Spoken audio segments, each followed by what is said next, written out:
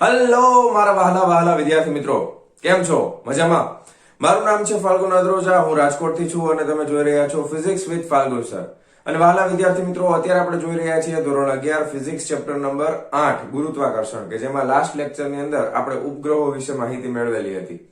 અને એમાં ખાસ અગત્યનું એક સમીકરણ આપણે યાદ રાખવાનું છે કે આવર્તકાળનો વર્ગ બરાબર શું થશે? 4π² g m e ની બદલે કોઈ પણ ધારો કે બીજો કોઈ ગ્રહ હોય તો m આવી શકે અને અહીંયા આવશે r³. r શું છે? તો કે એ ગ્રહ અને દળ વચ્ચેનું અંતર છે, બરાબર? r³. આ સમીકરણ આપણે યાદ રાખવાનું હતું દાખલા ગણવા માટે. અને ઓલરેડી આપણે ઉદાહરણ નંબર 8.5 સુધી લાસ્ટ લેક્ચર ની અંદર જોયેલું છે. તો ચાલો શરૂ કરીએ આજનો લેક્ચર ઉદાહરણ નંબર 8.6 ની સાથે. વાક્ય શું કહે છે? પહેલું વાક્ય, પૃથ્વીનું વજન કરવું. આ બહુ ફેમસ વાક્ય છે. કોણે કીધેલું હતું? તો કે કેવેન્ડિશે સાર્વત્રિક ગુરુત્વાકર્ષણનો અચળાંક છે કેપિટલ G, એનું મૂલ્ય મેળવી લીધું. એના પછી કેવેન્ડિશ માટે એવું કહેવાતું હતું કે કેવેન્ડિશે પૃથ્વીનું વજન કર્યું. ઓકે, અને એના માટેનું સમીકરણ પણ આપણને યાદ છે. સ્મોલ g ની કિંમત મૂકી દો. સ્મોલ g બરાબર capital G m e upon r e square. તો તમને નીચેની વિગતો આપી છે. સ્મોલ g આપી દીધું છે, r e આપી દીધું છે, ચંદ્રનું અંતર આપ્યું છે અને ચંદ્રના પરિભ્રમણનો આવર્તકાળ છે. તો બે જુદી જુદી રીતોથી પૃથ્વીનું દળ મેળવવું. બે અલગ અલગ રીતોથી મેળવવાનું છે. તો પહેલું તો પૃથ્વીનું વજન કરવું. ફેમસ વાક્ય ઉપરથી પહેલું સમીકરણ આપણને શું ખબર છે? તો કે સ્મોલ g બરાબર capital G m e upon r e square. Okay, આના ઉપરથી આપણને દળ મળી જાય. કેવી રીતે મળી જાય? તો કે સ્મોલ g ની કિંમત આપી દીધી છે. જો r e આપી દીધું છે, પછી સ્મોલ કેપિટલ G તો અચળાંક છે 6.67 ગુણ્યા 10 ની -11 એમને કરતા બનાવો એટલે મળી જાય પૃથ્વીનું દળ. તો m e બરાબર small g into r e square ના છેદમાં કેપિટલ G. સ્મોલ g એટલે 9.81 છે. રકમ આપ્યો હોય ઈ જ લેવાના. રેડિયસ ઓફ અર્થ પૃથ્વીની ત્રિજ્યા 6.37 ગુણ્યા 10 ની 6 ઘાત એનો વર્ગ કરવાનો છે. ના છેદમાં કેપિટલ G બરાબર 6.67 ગુણ્યા 10 ની -11 ઘાત થશે. બરાબર? ચાલો તો ફટાફટ કેલ્ક્યુલેશનમાં કેલ્ક્યુલેટ કરીએ. તો 6.37 નો વર્ગ છે ને, એટલે એને પહેલા કરીએ આપણે. 6.37 ગુણ્યા 6.37 ગુણ્યા 9.81 એટલે 398 પોઈન્ટ આવે છે સમથિંગ. 39 ઉપરનું આવે છે 398.059 પોઈન્ટ પછી 0 છે એટલે લખતા નથી, બરાબર? ઇન્ટુ 10⁻6 દુ 12. આ ખાસ નહીં ભૂલવાનું. આ -11 છે ને ઉપર જ લઈ લ્યો ને એટલે +11 થઈ જશે. ડિવિઝનમાં 6.67. ઓકે, તો આને ભાગ્યા સીધા શું કરવાના? 6.67 ઇઝ ઇક્વલ ટુ 59.67 આવે છે. કેટલું આવે છે? 59.67 ઇન્ટુ 10⁻11 દુ 22 ને 23. હવે એક આંકડા પછી પોઈન્ટ રાખીએ આપણે. તો 5.96 છે અને પાછળ સાતડો છે એટલે 5.97 લખી નાખીએ. ઇન્ટુ 10⁻24 કરી દઈએ, કારણ કે એક પોઈન્ટ ને આપણે ડાબી તરફ ખસેડેલો છે. તો આ થઈ જશે કિલોગ્રામમાં. આ થઈ ગયું પૃથ્વીનું દળ, માસ ઓફ અર્થ. આ પહેલી રીતથી મળ્યું. બીજી રીત એટલે તો કે ઉપગ્રહો માટે જે સમીકરણ હમણાં આપણે લખ્યું એ રીતે મળી શકે ને, કારણ કે જો ચંદ્ર આપેલું છે એટલે બીજું દળ આપી દીધું, એનો પરિભ્રમણનો આવર્તકાળ આપી દીધો છે. થઈ ગયું. તો પરિભ્રમણનો આવર્તકાળ અને ચંદ્રના ઓલા ઉપરથી ત્રિજ્યા ઉપરથી આપણને ચંદ્રના અંતરથી મળી જશે. કેવી રીતે? જો તો આ પહેલી મેથડ હતી ને. બીજામાં આપણે એવું લખી શકાય કે કેપ્લરના ત્રીજા નિયમ ઉપરથી શું કહેવાય? તો કે આવર્તકાળનો વર્ગ બરાબર 4π² upon g m. અહીંયા આગળ અર્થનું છે પૃથ્વીનો એટલે m e, અને અહીંયા આગળ અંતર છે એ r માં જાય. r નો ઘન આવશે. અંતર છે એ r માં જ આપેલું છે તો r નો ઘન છે ને r માં. ઓકે, હવે આપણે દળ જોઈએ છે તો એને કરતા બનાવી દઈએ.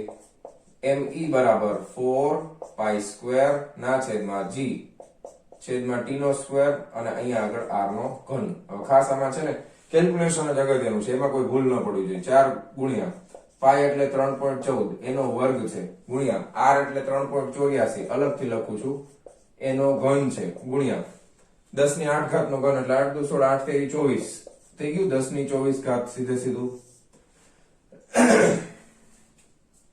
બરાબર ઓકે ના છેદમાં જી જી એટલે કેટલા છે તો કે જી એટલે 6.67 ગુણ્યા 10 ની માઈનસ 11 ઘાત ઇન્ટુ આવર્તકાળ 27.3 દિવસમાં છે હવે આમાં ખાસ ધ્યાન આપજો પેલા તો 27.3 દિવસ એક દિવસમાં કેટલી કલાક હોય તો કે ભાઈ 24 કલાક હોય એક કલાકમાં કેટલી મિનિટ હોય તો કે ભાઈ 60 મિનિટ હોય એક મિનિટમાં કેટલી સેકન્ડ હોય તો કે 60 સેકન્ડ હોય અને એનો પાછો કરવાનો છે વર્ગ બરાબર ને આવર્તકાળનો વર્ગ કરવાનો છે હવે આવડું મોટું કેલ્ક્યુલેશન આવે ને ત્યારે સૌથી પહેલા છે ને આનો જવાબ બહુ મોટો આવશે એટલે આને છે ને આપણે પોઈન્ટમાં ફેરવી અને પછી આપણે વર્ગ કરવો પડશે નકર તમારા કેલ્ક્યુલેટરમાં એરર આવી જશે સાદા કેલ્ક્યુલેટરમાં એટલા મોટા આંકડા આવે શું કહેવું છું ખબર પડી ને બરાબર તો જો હવે અહીંયા તમે કરશો ને તો આપણે પોઈન્ટમાં લખી નાખશું જો આ 60 ગુણ્યા 60 છે એટલે એ બે મીંડાને કાઢી નાખીએ બરાબર આને થોડુંક અલગથી કરવું પડશે આપણે આને આપણે કરી નાખીએ 2.73 into 2.4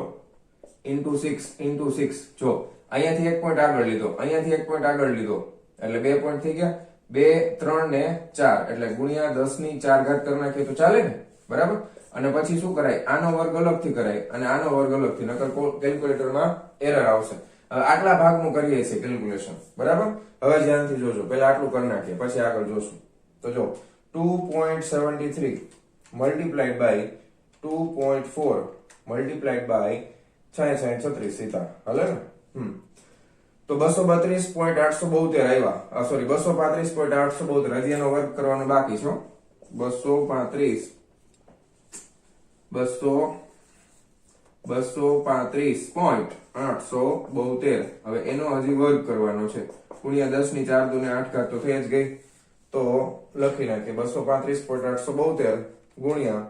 235.872 ઓકે તો એ આવે છે 5563.5.6 આ કેટલું આવ્યું 5563.5.6 5563.5.6 ગુણ્યા 10 ની 8 ઘાત બરાબર હા હવે આ અહીંયા લખી નાખવાનું પેલા બરાબર હવે આ નીચેનાનો જવાબ 1 નો મળી ગયો હવે પેલા ઉપરનું કેલ્ક્યુલેશન કરો હવે આપણે ઉપરનું કરી નાખીએ કાઈ વાંધો નથી જો હવે 3.14 નો વર્ગ એટલે 3.14 ગુણ્યા 3.14 ગુણ્યા 4 તો છે ગુણ્યા 3.84 નો ઘન છે એટલે 3 વાર આવશે 3.84 એક વાર ગુણ્યા 3.84 બે વાર ગુણ્યા 3.84 ત્રણ વાર ઇઝ ઇક્વલ ટુ 22 બરાબર તો આનો ઉપરનો જવાબ આવે છે 22.33.1246 ગુણ્યા 10 ની 24 ઘાત ના છેદમાં હવે આ ગુણ્યા આ કરવું પડશે ને 6.67 વાળો બરાબર તો એક કામ કરીએ આમાંથી હજી પોઈન્ટ ખસેડી નાખીએ 1 2 3 1 2 3 ને 4 4 ખસેડી દીધા એટલે 8 ને 4 12 થઈ ગયા બરાબર કારણ કે તો પછી ગણતરી કરવાની મજા આવે જો હા હવે ધ્યાન આપો છેદમાં છે ને 6.67 ગુણ્યા 6.67 ગુણ્યા 5.56 35 6 એટલે 37.1089 આવે છે કેટલા આવે છે 37.1089 37.1089 હા પછી પાછળના આંકડા નથી લખો આ 10 ની 12 ઘાત અને 10 ની -11 ઘાત એટલે 10 વધશે એટલે 371.089 થઈ ગયા નીચેનાનો જવાબ આવી ગયો જો હવે હું કઈ પૂછતો નથી એટલે તમે ગણતરી કરો ત્યારે તમારે ભૂલ થાય તો ચેક કરવા માટે ખબર પડે બરાબર હવે જો નીચે ઘાત બધી ઉડી ગઈ નીચે આમાં +12 હતા ને આ -11 હતા એ ઉડાડીને આપણે 371 લીધા છે હવે ધ્યાન આપો હવે 22.33.12 ભાગ્યા 371.089 આ નો લખો તો પણ ચાલે બરાબર આ કદાચ ન લખો તો પણ ચાલે ફરીથી કરવું પડશે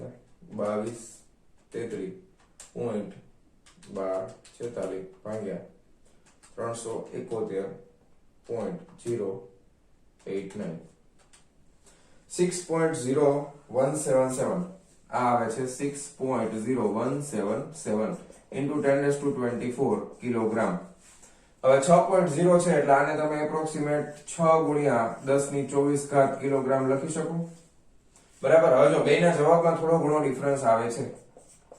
પૃથ્વીનું દળ મેળવવાની બંને રીતમાં જવાબ ઓલમોસ્ટ નજીક છે.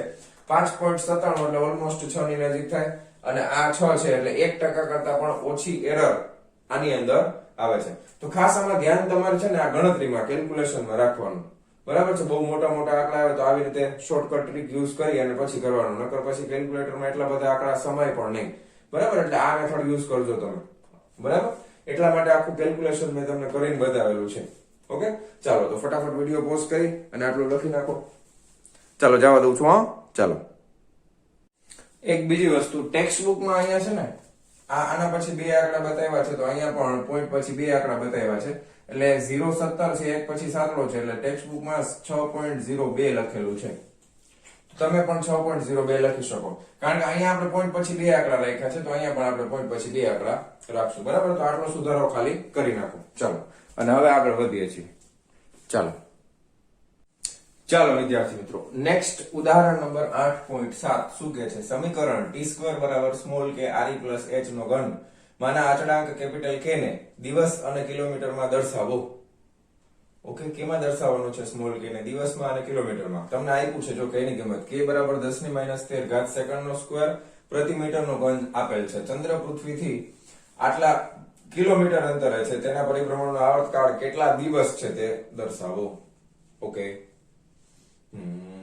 બરાબર. જો હવે ધ્યાન આપો, પેલા આપણે સ્મોલ k ઉપર ફોકસ કરીએ તો એના ઉપર 10⁻13 આપેલું છે, અને ખાસ આ એકમ ઉપર ધ્યાન આપો. સેકન્ડ નો વર્ગ છેદમાં લખું છું મીટર નો ઘન, પ્રતિ મીટર ઘન એટલે છેદમાં થાય. હવે જો ખાસ ધ્યાન આપો, કેમાં દર્શાવવાનો છે? તો કે ભાઈ દિવસમાં કિલોમીટરમાં. તો સેકન્ડ ને દિવસમાં ફેરવવાની, મીટર ને કિલોમીટરમાં ફેરવવાની. આવડે કે ન આવડે? ઊંધું કરો એટલે તકલીફ પડે એવું છે તો હું શીખડાવું, કઈ વાંધો નહીં. જો સેકન્ડ માંથી દિવસમાં ઊંધું જવાનું છે, સેકન્ડ માંથી ક્યાં જવાનું છે? દિવસમાં. તો અહીંયા આગળ ધ્યાન આપો, તમને ન ખબર પડે ને તો અહીંયા લખી નખાય દિવસ અને અહીંયા લખી નખાય સેકન્ડ. બરાબર. દિવસ. તો એક દિવસ હોય તો એક દિવસમાં કલાક કેટલી હોય? તો કોઈ 24 કલાક હોય. એક કલાકમાં કેટલી મિનિટ હોય? તો કે 60 મિનિટ હોય. એક મિનિટમાં સેકન્ડ કેટલી હોય? તો 60 સેકન્ડ હોય. બરાબર. આટલું થાય. એક દિવસમાં આટલી સેકન્ડ થાય. તો અહીંયા સેકન્ડ નો વર્ગ આપ્યો છે ને, તો એક સેકન્ડ એટલે કેટલા દિવસ થાય ભાઈ? એક સેકન્ડ એટલે કેટલા દિવસ થાય? ઊંધું કરવાનું છે ને. આટલી સેકન્ડ એટલે એક દિવસ, તો એક સેકન્ડ એટલે કેટલા દિવસ? તો 1 ભાગ્યા શું આવશે? 1 ના ભાગાકારમાં 24 × 60 × 60 દિવસ થાય કે નહીં? 1 સેકન્ડ બરાબર આટલા દિવસ થાય. હવે અહીંયા આગળ સેકન્ડ નો વર્ગ કરી નાખો, તો અહીંયા આગળ આ જે દિવસ આવ્યા એનો વર્ગ થઈ જાય ને. ખ્યાલ આવે છે ને તમને? અહીંયા 1 સેકન્ડ નો વર્ગ, તો સામે આનો વર્ગ, કારણ કે બે સમાન છે. 1 સેકન્ડ બરાબર આટલા દિવસ, તો છેદનો વર્ગ કરવો પડે. બરાબર. તો આ સેકન્ડ ના વિશે સમજાઈ ગયું. હાલો, હવે એના એવી જ રીતના આપણે ત્રિરાશી મૂકીને મીટરનું કરી નાખીએ. એ તો સાવ સહેલું, તમને આવડતું જોઈએ. 1 કિલોમીટર અથવા તો મીટર, અથવા ઊંધું અહીંયા પેલું મોટું જ રાખીએ, કિલોમીટર અને મીટર. 1 કિલોમીટર બરાબર કેટલા મીટર થાય? તો 1000 મીટર થાય. ઓકે, હવે મારે 1 મીટર બરાબર કેટલા કિલોમીટર થાય? આની જેમ જ થઈ ગયું. 1 ના છેદમાં 1000, તો 1 મીટર બરાબર 1 ના છેદમાં 1000 કિલોમીટર થાય. હવે અહીંયા આગળ જો ઘન છે તો આનો ઘન કરી નાખશું, તો આનો પણ શું થઈ જશે? ઘન થઈ જશે. બરાબર. એટલે 1 ના છેદમાં 1000 નો ઘન એ થઈ ગયું કિલોમીટરમાં. હવે આ બે વસ્તુ છે અહીંયા મૂકી દો. આ 10⁻13 એમનેમ રહેવાના જ છે, તો આ 10⁻13 આ એમનેમ સેકન્ડ નો વર્ગ ગુણાકારમાં સેકન્ડ નો એકમ સેકન્ડ નો વર્ગ છે, એમાં આપણે દિવસના સ્વરૂપમાં ફેરવશું એટલે દિવસનો વર્ગ થઈ જશે. બરાબર. અને અહીંયા મીટર નો ઘન છે તો અહીંયા કિલોમીટર નો ઘન થઈ જશે. ખ્યાલ આવ્યો? કિલોમીટર નો પણ ઘન થઈ જશે, કારણ કે તો જ ફરી શકે. હવે અહીંયા આગળ શું કરવાનું? તો કે છેદમાં છે ને, આનો વર્ગ છે એ છેદમાં આવે છે, તો છેદમાં આપણે મૂકી દઈશું 24 × 60 × 60 એનો વર્ગ. અને આ છે એ ઓલરેડી છેદમાં છે, આ આખી સંખ્યા છેદમાં છે. ધ્યાન આપો. તો ગુણાકારમાં આ ઉપર એક છેદમાં, આ આખું છેદમાં. જો આ છેદમાં મીટર નો ઘન છે, તો છેદમાં 1 ના છેદમાં આવશે. 1 ના છેદમાં 1000 એનો શું કરી દેવાનો? તો કે ઘન. ડાયરેક્ટ તમને કદાચ સમજાઈ જાય તો છેદનો છેદ અંશમાં લઈ લેવાય. સીધે સીધું આ છેદનો છેદ ક્યાં લઈ લેવાય? અંશમાં. એટલે 10⁻13 ગુણ્યા આ 10, આ 3 ઘાત છે, સોરી 1000 છે એટલે 10 ની 3 ઘાત થાય, અને એનો ઘન 3 તેરી 9 ઉપર. છેદનો છેદ સીધો ક્યાં લઈ લીધો? અંશમાં. બરાબર. તો હવે આ છેદમાં ખાલી આટલું કરવાનું છે. હાલો એ કરી નાખી 24 ગુણ્યા 60 ગુણ્યા 60 બરાબર એટલે જો 60 ગુણ્યા 60 ગુણ્યા 24 86400 86400 એનો પાછો વર્ગ કરવાનો છે તો આમાં તો થઈ જશે વાંધો નહીં આવે 86400 ઓકે હા થઈ ગયો હાલો વાંધો ન આવ્યો બરાબર એટલે એ આવે છે 74 તો આ પહેલા આપણે કરી નાખી આ 10 ની 9 ઘાત ને -13 ઘાત છે ને તો કેવી રીતે કરશું એક કામ કરીએ 10 ની 9 ઘાત આગળ લખીએ 10 ની -13 ઘાત પાછળ લખીએ છેદમાં આ સંખ્યા લખી નાખી 7 4 6 4 9 6 1 2 3 4 ઓહો બહુ સરસ હવે શું કરાય આમાં મેં કીધું તે પ્રમાણે અહીં પોઈન્ટ લઈ લેવાનું પછી અહીં ગુણ્યા કરી દેવાના ગુણ્યા 1 2 3 4 5 6 7 8 9 9 પોઈન્ટ ખસેડી દીધા એટલે ગુણ્યા 10 ની થઈ ગઈ 9 વાહ જો આ ઉપર નીચે સીધા ઉડી ગયા અપુ દેરાના બરાબર હવે કાઈ નથી તો હવે અહીંયા છે ને હજી એક શોર્ટકટ કરાય કાઈ પોઈન્ટ માં લેવો જવાબ એના કરતા 10 લઈ લેવાય ઉપર ના છેદમાં 7.46 લઈ લેવાય 6 પછી ચોકડો છે એટલે 7.46 આપણે લખીએ અને અહીંયા 10 ની -13 ઘાત ની બદલે -14 ઘાત લઈ લેવાય ખ્યાલ આવ્યો તો મજા આવે ગણતરી કરવાની બે એક નો એક જ થયો 10 ભાગ્યા 7.46 તો 1.34 આવે છે કેટલો આવે છે 1.34 ગુણ્યા 10 ની -14 ઘાત હવે એકમ બદલાઈ ગયો છે ધ્યાન આપજો એકમ બદલાઈ ગયો છે ભાઈ એકમ શું થઈ ગયો છે ભાઈ સેકન્ડ ની જગ્યાએ આવી ગયું છે દિવસ તો આ દિવસનો વર્ગ ને છેદમાં મીટરનો ઘન હતો ને એની બદલે આવી જશે કિલોમીટરનો ઘન ઓકે તો આ થઈ ગયો સ્મોલ કે એને આપણે દિવસમાં અને કિલોમીટરમાં દર્શાવી દીધા બરાબર રેડી હવે હજી તેના પરિભ્રમણનો આવર્તકાળ કેટલા દિવસ છે તે શોધો હવે આ સમીકરણ તો ઓલરેડી આપણી પાસે છે હવે આપણને છે ને ચંદ્ર અને પૃથ્વીથી આટલા કિલોમીટર અંતર સીધું આપ્યું છે એટલે RE + h ની કિંમત જ આ છે ખ્યાલ આપ ધ્યાન આપજો RE + h ની કિંમત જ આ આખી આવી જશે ચંદ્ર અને પૃથ્વી વચ્ચેનું અંતર તો આ પહેલા ભાગનો જવાબ મેળવો હવે બીજા ભાગનો જવાબ મેળવીએ તો એમાં તો સીધી કિંમત મૂકવાની છે t² બરાબર k ની કિંમત આપણે ગોતી લીધી દિવસમાં અને કિલોમીટરમાં 1.34 ગુણ્યા 10 ની -4 ઘાત 10 ની 14 ઘાત છે ના -4 ક્યાં તમે કહેતા નથી પાછા કે સાહેબ 14 છે 4 નથી હા એમ કેતું રહેવાનું યાર બરાબર છે હા તો આ k ની કિંમત મુકાઈ ગઈ એના ગુણાકારમાં શું આવશે તો કે આનો ઘન આવશે આ અંતર આપ્યું છે ને એનો ઘન કરી દેવાનો બરાબર તો આ અંતર છે 3.8 નો ઘન ગુણ્યા 10 ની 5 ઘાત નો ઘન કરો તો 5 દુ 10 5 તેરી 15 થઈ ગયું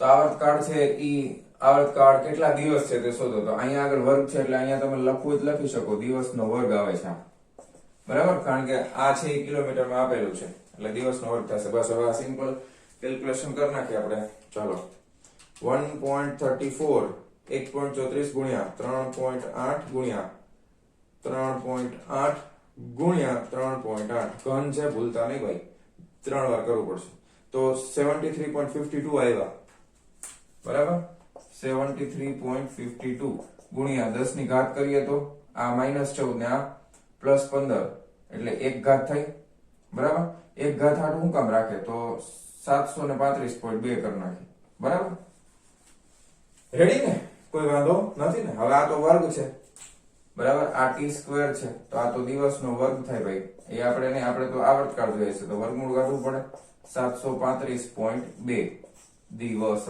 બરાબર હવે આનું વર્ગમૂળ કાઢો તો જરાક 735.2 નો વર્ગમૂળ 27.11 આવે છે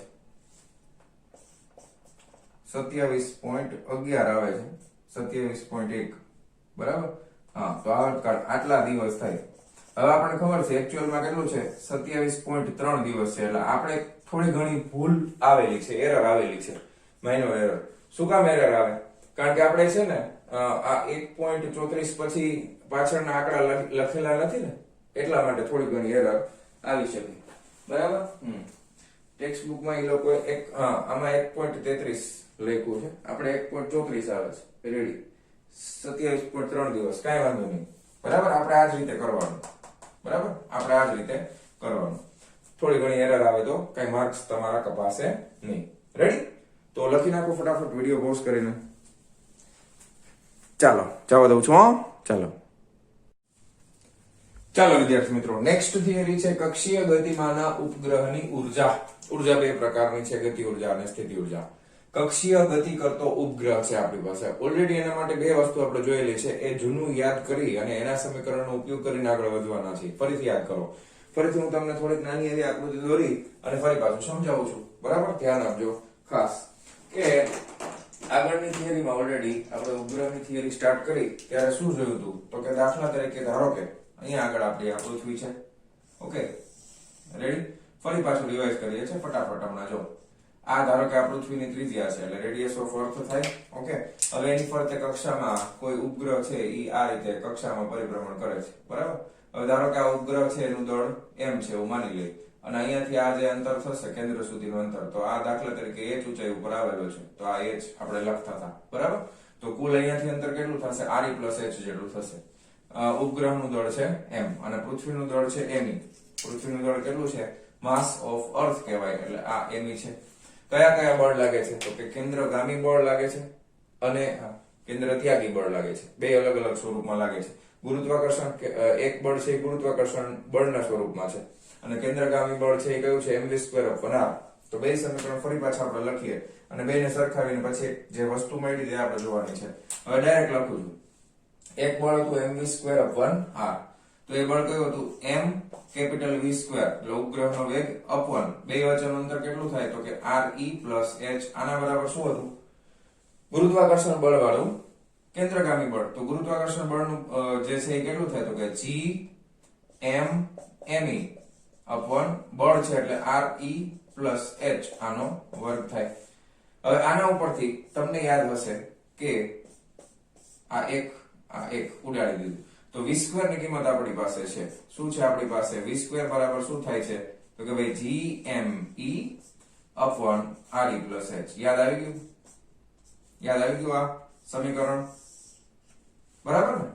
બે બળોને સરખાવીને આ કિંમત આપણે લેવા હતા. v² બરાબર gme અપવન re + h.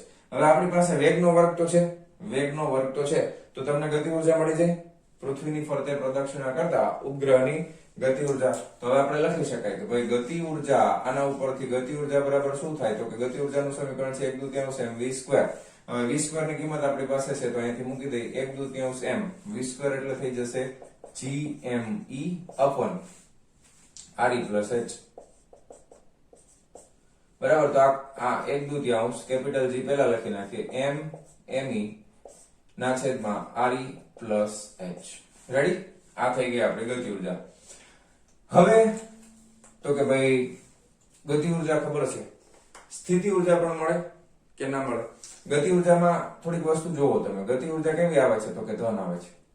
બરાબર, અને અહીંયા 1/2 છે. હવે આપણે સ્થિતિ ઉર્જા મેળવવાનો પ્રયત્ન કરીએ કે ભાઈ હવે સ્થિતિ ઉર્જાનું સમીકરણ આપણને ડાયરેક્ટ ખબર જ હોવી જોઈએ. સ્થિતિ ઉર્જામાં પહેલા તો માઈનસ આવશે. બરાબર, પછી આવશે g, પહેલાનું દળ સ્મોલ m, બીજાનું દળ કેપિટલ me અપવન બે વચ્ચેનું અંતર તો કે re + h. બરાબર, હવે જો સ્થિતિ ઉર્જા અને ગતિ ઉર્જા બે મળી ગયા તમને, તો બે વચ્ચે થોડીક સરખામણી કરો તો જરાક બહુ કામ આવશે. આગળ પણ બહુ કામમાં આવવાનું છે. 12મા ધોરણમાં આવી વસ્તુ કામમાં આવશે. આવો નવો કોન્સેપ્ટ આપણે બીજામાં વાપરશું, પણ તમે યાદ રાખો હંમેશા આ જ વસ્તુ થશે. જ્યારે આપણે ન્યુક્લિયસનું પ્રકરણ ભણશું 12મા ધોરણની અંદર ત્યારે પણ આવા જ કોન્સેપ્ટ આવશે. એટલે ફટાફટ પાછું યાદ કરો કે ગતિ ઉર્જા ધન છે, અહીંયા 1/2 છે, અહીંયા 1/2 નથી, બાકી બધી વસ્તુ સરખી છે. જો gme re + h સરખું. તો કોણ મોટું થાય? તો કે મોટું સ્થિતિ ઉર્જા થાય, કારણ કે એના ગુણાકારમાં 1 છે અને અહીંયા 1/2 છે. તો સ્થિતિ ઉર્જા કરતા ગતિ ઉર્જા અડધી છે, પરંતુ સ્થિતિ ઉર્જા ઋણ છે, ગતિ ઉર્જા ધન છે.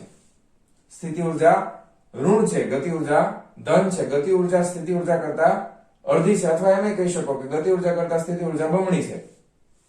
ઓકે, હવે બે ઉર્જા તમારી પાસે હોય તો ભાઈ આ કુલ ઉર્જા ન મળે ભાઈ. કુલ ઉર્જા બરાબર શું થાય? તો કે કુલ ઉર્જા બરાબર ગતિ ઉર્જા વત્તા સ્થિતિ ઉર્જા. કુલ ઉર્જા બરાબર ગતિ ઉર્જા વત્તા સ્થિતિ ઉર્જા. હવે આ બેનો સરવાળો કરો તમે જરાક, તો 1/2 gme અપન re + h અને અહીંયા માઈનસમાં છે gme અપન Re પ્લસ H. હવે અડધામાંથી એક બાદ કરવાનું તો માઇનસ અડધું વધે, બરાબર ને? તો minus 1/3 GMME upon Re plus H. તો આ આપણને મળી ગઈ કુલ ઉર્જા. હવે તમે જોવો જરાક ત્રણેયની સરખામણી કરો. હાલો ત્રણેયની સરખામણી કરો, બહુ અગત્યનું છે. પેલી વસ્તુ, હંમેશા ગતિ ઉર્જા છે એ કેમાં આવે છે? તો કે ગતિ ઉર્જા ધન આવે છે. પહેલી વસ્તુ ગતિ ઉર્જા ધન આવશે, સ્થિતિ ઉર્જા ઋણ આવશે, કુલ ઉર્જા ઋણ આવશે. ગતિ ઉર્જા ધન, સ્થિતિ ઉર્જા ઋણ, કુલ ઉર્જા ઋણ. હવે કુલ ઉર્જા કેમ ઋણ આવી એ પ્રશ્નનો જવાબ મેળવવાનો પ્રયત્ન કરીએ. ધારો કે આ ગ્રહની કુલ ઉર્જા છે ધન હોય તો ઈ ઉપગ્રહ પૃથ્વીના ગુરુત્વાકર્ષણ ક્ષેત્રમાંથી મુક્ત થઈ ગયો હોય. શું થઈ ગયો હોય? એ ઉપગ્રહ પૃથ્વીના ગુરુત્વાકર્ષણ ક્ષેત્રમાંથી મુક્ત થઈ ગયો હોય. બીજું, જ્યારે આપણે સ્થિતિ ઉર્જાનું આ સમીકરણ લખીએ છીએ ત્યારે એવું માની લઈએ છીએ કે અનંત અંતરે ઉપગ્રહની સ્થિતિ ઉર્જા શૂન્ય છે, બરાબર? પછી આપણે આ સમીકરણ લખીએ છીએ. યાદ કરો, અનંત અંતરે શૂન્ય ધારી લઈ તો આપણે સ્થિતિ ઉર્જાનું આ સમીકરણ લખી શકીએ. ફરી પાછું, શું કામ ઋણ છે? એટલા માટે કારણ કે આ ઉપગ્રહ પૃથ્વીના ગુરુત્વાકર્ષણ ક્ષેત્રની અંદર રહેલો છે. ગુરુત્વાકર્ષણ ક્ષેત્રની એના ઉપર અસર છે, એટલા માટે કુલ ઉર્જા ઋણ આવે છે. જો કુલ ઉર્જા ધન થઈ જાય તો આ છે ઈ મુક્ત થઈ જાય. આપણે નિષ્ક્રમણ ઉર્જા જોઈ હતી ને, બરાબર? યાદ છે ને? ઓકે, નિષ્ક્રમણ ઝડપ, એસ્કેપ એનર્જી એ પણ જોયેલું છે, બરાબર? નિષ્ક્રમણ ઝડપ. તો એમાં તમે વિચારી શકો કે જો આની કુલ ઉર્જા ધન થઈ જશે તો એક પૃથ્વીના ગુરુત્વાકર્ષણ ક્ષેત્રમાંથી મુક્ત થઈ જશે, બરાબર? ફ્રી થઈ જશે સાવ. એટલા માટે કોઈ દિવસ કોઈ ઉપગ્રહની કુલ ઉર્જા છે એ ધન હોઈ શકે નહીં. ઓકે, તો આ ત્રણ વચ્ચેનો સંબંધ તમને યાદ રહેવો જોઈએ. ગતિ ઉર્જા હંમેશા ધન, સ્થિતિ ઉર્જા ઋણ. ગતિ ઉર્જા છે એ સ્થિતિ ઉર્જા કરતા અડધી હોય, કુલ ઉર્જા છે એ ગતિ ઉર્જા જેટલી જ હોય પણ ઋણ હોય. જો આ બે સરખી છે, આ પ્લસ છે ને આ માઇનસ છે, બસ આ સંબંધ આપણે યાદ રાખવાના છે. તો આ હતું કક્ષીય ગતિમાનના ઉપગ્રહની ઉર્જા. ત્રણ આવડતી હોવી જોઈએ. ચાલો તો ફટાફટ વિડીયો પોઝ કરી અને લખી નાખો. ચાલો જવા દઉં છું. ચાલો વિદ્યાર્થી મિત્રો, હવે આપણે જોવાના છીએ ઉદાહરણ નંબર 8.8. ઉદાહરણ શરૂ કરતા પહેલા થિયરીની હજી એક અગત્યની વસ્તુ તમને કહી દઉં કે કુલ ઉર્જા છે ને હંમેશા અચળ રહેશે. કુલ ઉર્જા હંમેશા અચળ રહેશે. પછી તમે વિચારો કે કોઈ પૃથ્વી છે, ધારો કે અહીંયા પૃથ્વી છે અને કોઈ ઉપગ્રહ છે એની ફરતે પ્રદક્ષિણા કરતો હોય, અલગ અલગ લોકેશન ઉપર એની ગતિ ઉર્જા અને સ્થિતિ ઉર્જા જુદા જુદા હોઈ શકે, પણ બંનેનો સરવાળો છે એ હંમેશા કેવો આવશે? અચળ. અને એ કોના બરાબર હશે? તો કે કુલ ઉર્જા બરાબર હોઈ શકે. એ આપણે જે તમને ખબર છે નોર્મલ કેસની અંદર પણ સ્થિતિ ઉર્જા અને ગતિ ઉર્જામાં જોઈએ છીએ. કોઈ પદાર્થને આપણે અહીંયા આગળ સ્થિતિ ઉર્જા મહત્તમ છે, નીચે આવશે તો ગતિ ઉર્જા વધતી જશે, સ્થિતિ ઉર્જા ઘટતી જશે. એટલે એક વધે તો બીજું ઘટે. એના વિશે આપણને ઓલરેડી ખબર છે. તો એ જ કન્સેપ્ટ આપણે અહીંયા પણ લાગુ પડશે. ખ્યાલ આવી ગયો? રેડી? ચાલો હવે આપણે દાખલો ગણી લઈએ, આગળ વધીએ. શું કે છે? તો કે ભાઈ એક 400 કિલોગ્રામનો ઉપગ્રહ પૃથ્વીની આસપાસ 2Re ત્રિજ્યાની વર્તુળાકાર કક્ષામાં છે. તેને બદલીને 4Re ત્રિજ્યાની વર્તુળાકાર કક્ષામાં લઈ જવા માટે કેટલી ઉર્જાની જરૂર પડે? તેની ગતિ ઉર્જા અને સ્થિતિ ઉર્જામાં શું ફેરફાર થાય? ઉર્જા કેટલી છે એમ નથી પૂછ્યું, ફેરફાર પૂછ્યો છે. હું તમને એમ થશે એવું કેમ તમે બોલ્યા ફેરફાર પૂછ્યો છે? વળી ઘણાને એમ થશે કે ફેરફારમાં સંજ્ઞા બદલી શકે છે, કારણ કે સ્થિતિ ઉર્જા હંમેશા ઋણ હોય, કુલ ઉર્જા હંમેશા ઋણ હોય, ગતિ ઉર્જા હંમેશા ધન હોય, પણ એનો ફેરફાર પ્લસ કે માઇનસ આવી શકે છે. ફેરફાર ધન કે ઋણ હોઈ શકે છે. તો પ્રારંભમાં કોની વધારે હતી કોની ઓછી હતી એના ઉપર આધાર રાખશે. ચાલો દાખલો ગણતા જઈએ એટલે તમને ખ્યાલ આવતો જશે. ઓકે, હવે પેલા કન્સેપ્ટને સમજવા માટે આકૃતિની આમ તો જરૂર નથી, પણ છતાંય હું તમારા માટે દોરી દઉં છું. તો આ ધારો કે આ પૃથ્વી છે, બરાબર? એક ઉપગ્રહ છે એ આ કક્ષામાં પરિભ્રમણ કરે છે એની નજીક, બરાબર? 2Re એટલે પૃથ્વીની ત્રિજ્યા છે એના કરતા ડબલ, બરાબર? એટલે આ એક ઉપગ્રહ છે. અહીંયા આગળ અહીંયાથી આ અંતર છે એ 2Re છે, બરાબર? અને બીજું છે આના કરતા ડબલ, એટલે એક આ છે 4Re, બરાબર? તો અહીંયાથી આ જે અંતર છે એ કેટલું થાય? તો કે 4Re, આના કરતા પણ ડબલ થાય, બરાબર? તો આ રીતે છે. તો એક 400 કિલોગ્રામનો ઉપગ્રહ પૃથ્વીની આસપાસ 2Re ત્રિજ્યાની વર્તુળ પેલા અહીંયા હતો, પછી કક્ષા બદલીને અહીંયા ગયો, તો શું ફેરફાર થાય છે જોવાનું. જેટલો પૃથ્વીથી દૂર જશે એમ એની સ્થિતિ ઉર્જામાં અનંત અંતરે કેવી છે? શૂન્ય. નજીક આવો એમ ઋણ થતી જાય. અહીંયા વધારે ઋણ હશે, અહીંયા ઓછી ઋણ હશે, બરાબર, એ રીતે પણ તમે એને સમજી શકો, પણ આપણે ડાયરેક્ટ ઇક્વેશન થ્રુ જ સમજવાનો પ્રયત્ન કરશું. ઓકે, હા, તો જ્યારે 2r પાસે હતો ત્યારે એની કુલ ઉર્જા, પ્રારંભમાં તેની કુલ ઉર્જા હતી અને EI કહી દે તો કુલ ઉર્જાનું સમીકરણ આપણને ખબર જ છે, માઈનસ શું થાય, માઈનસ 1/2 GMME, તો G આ ઉપગ્રહનું દળ M અને પૃથ્વીનું દળ ME અપન બે વચ્ચેનું અંતર, બરાબર, બે વચ્ચેનું અંતર અત્યારે કક્ષાને વર્તુળાકાર, તો અત્યારે બે વચ્ચેનું અંતર કેટલું છે, તો કે 2RE છે. રેડી, તો આ કેટલું થઈ જશે, માઈનસ 1/4 2 4 GMME અપન RE.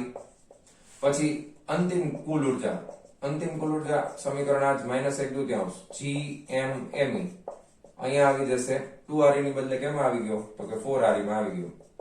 બરાબર, થિયરીના સમીકરણ આપણે યુઝ કર્યા છે, 4 2 8, તો માઈનસ 1/8 GMME અપન RE. બરાબર, હવે આ એની કુલ ઉર્જા છે.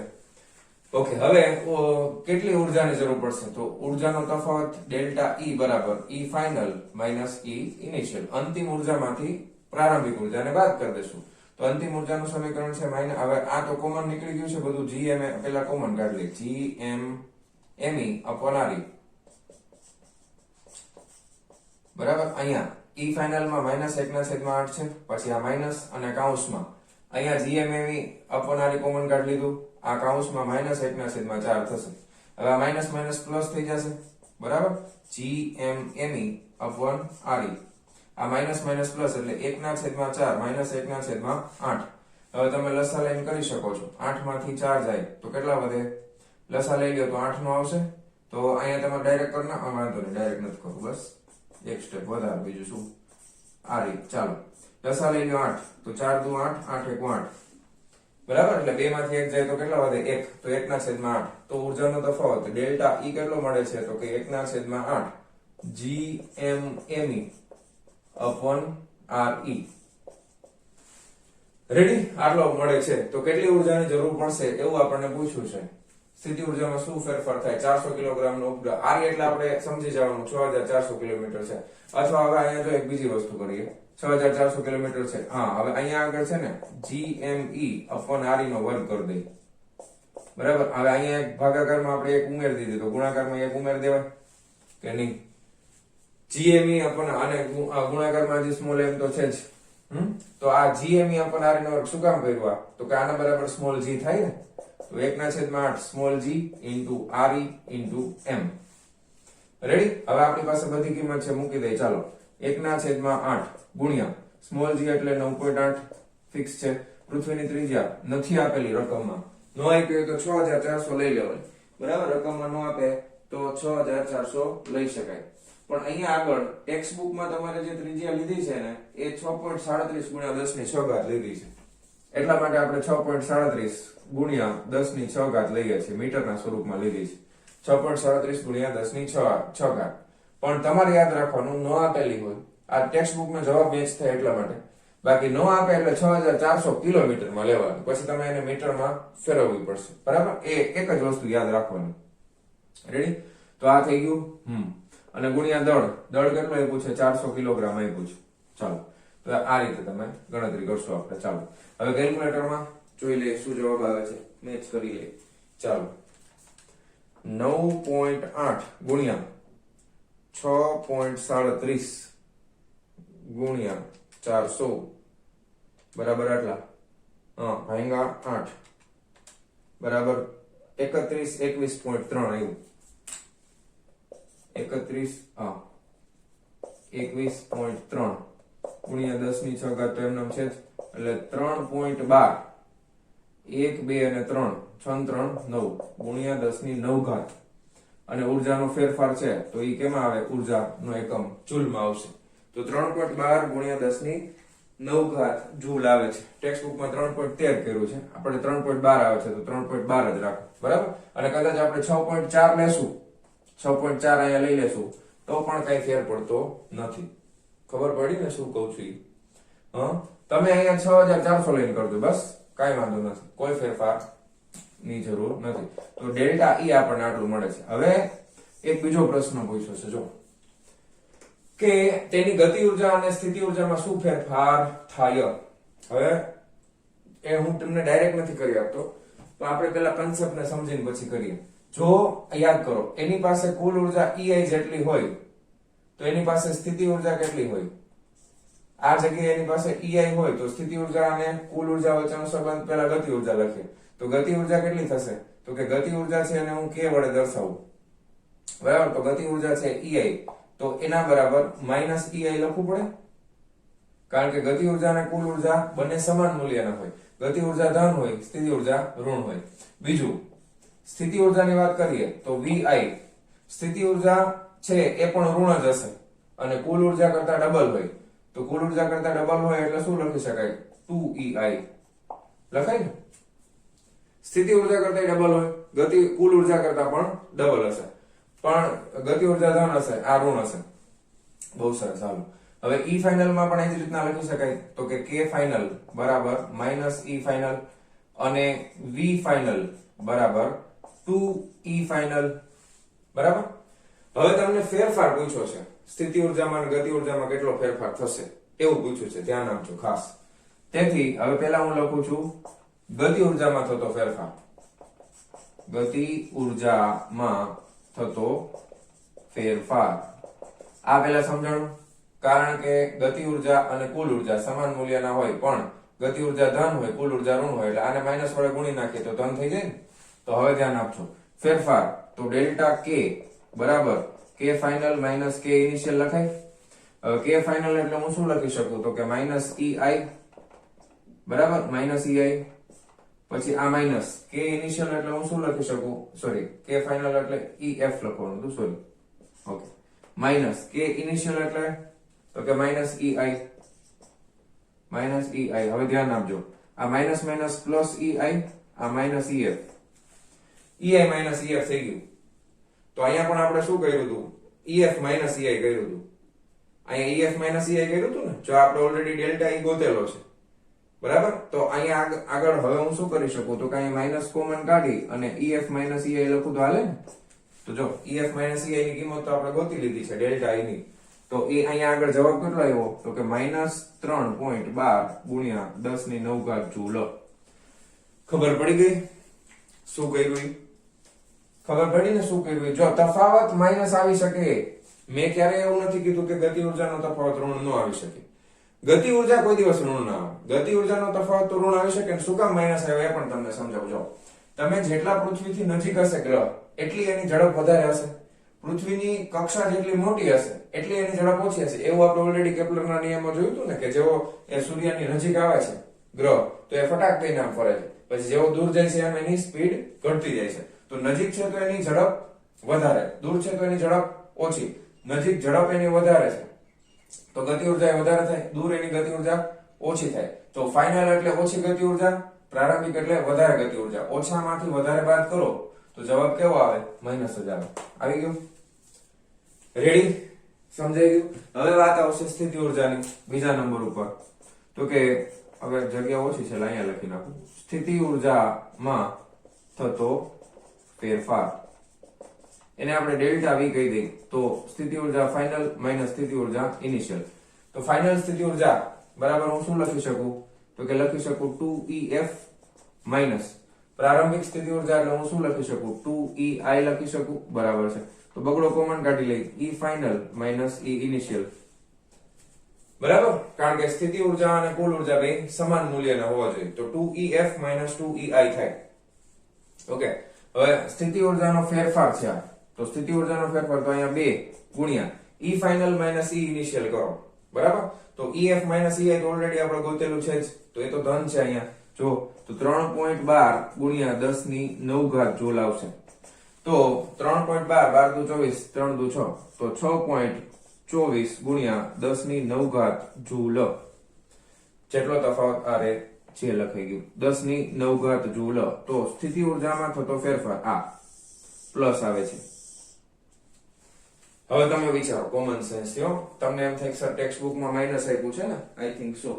હા, ટેક્સ્ટ બુકમાં -6.25 લખ્યું છે, આપણે કેમ પ્લસ આવ્યું સમજાવો. ટેક્સ્ટ બુકમાં ભૂલ છે, આપણામાં ભૂલ છે, જોઈ લઈએ. જોજો ધ્યાનથી. અહીંયા સ્થિતિ ઉર્જા વધુ ઋણ હોય, અહીંયા વધુ ઋણ હોય સ્થિતિ ઉર્જા, અહીંયા ઋણ જ હશે પણ ઓછી ઋણ હશે, કારણ કે ઉપર જઈએ તો અનંત અંતરે તો શૂન્ય થાય છે, તો શૂન્ય ની નજીક, તો અહીંયા ઓછી ઋણ હશે, ધ્યાન આપજો. હવે ઓછા ઋણ માંથી ઓછું ઋણ હોય, બરાબર, ઓછું ઋણ છે એટલે -3 સમજો, એમાંથી વધુ ઋણ તમે બાદ કરો છો, આ અંતિમ છે ને અને આ પ્રારંભિક, એમાંથી વધુ ઋણ એટલે આના કરતા મોટું લેવાનું, ઋણમાં મોટું એટલે -4 લઈ લો ધારો કે, તો આ +-++4 -3 એટલે +1 આવ્યો, જવાબ ધન જ આવે. કોમન સેન્સ થી ખબર પડે, કોમન સેન્સ થી ખબર પડે. ઓછી ઋણ હોય ને અહીંયા, અને અહીંયા ઋણ જ છે પણ વધુ ઋણ હોય, નજીક છે એમ, જેમ પૃથ્વીથી વધારે નજીક એમ સ્થિતિ ઉર્જા વધારે ઋણ હોય, દૂર જઈએ એમ ઓછી ઋણ હોય, તો સ્થિતિ ઉર્જામાં થતો ફેરફાર છે ઈ ધન જ મળવો જોઈએ. આ જવાબ સાચો છે, ટેક્સ્ટ બુકમાં માઇનસ લખેલું છે એ ભૂલ છે, ખોટું છે, પ્લસ આવશે તો એમાં તમે પ્લસ કરી દેજો, બરાબર. સ્થિતિ ઉર્જામાં થતો ફેરફાર છે એ ધન આવશે, ગતિ ઉર્જાનો ફેરફાર છે એ ઋણ આવશે, કુલ ઉર્જાનો ફેરફાર છે એ ધન આવશે.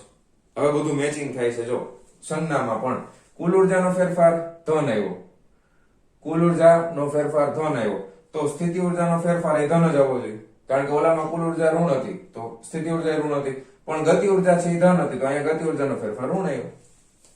મેચ થાય છે ને, ફેરફાર એ મેચ થાય છે. રેડી? તો આપણે જે કહ્યું એ પરફેક્ટલી સાચું છે, કોઈ ભૂલ નથી. ઓકે, એવું સાબિત થાય છે. તો હવે પૂછતા નહીં સર તમારે કેમ ધન એવું, ટેક્સ્ટ બુકમાં કેમ ઋણ છે, મેં જો સાબિતી આપી દીધી તમને. રેડી? તો ફટાફટ વિડીયો પોઝ કરી અને છાપી નાખો. ચાલો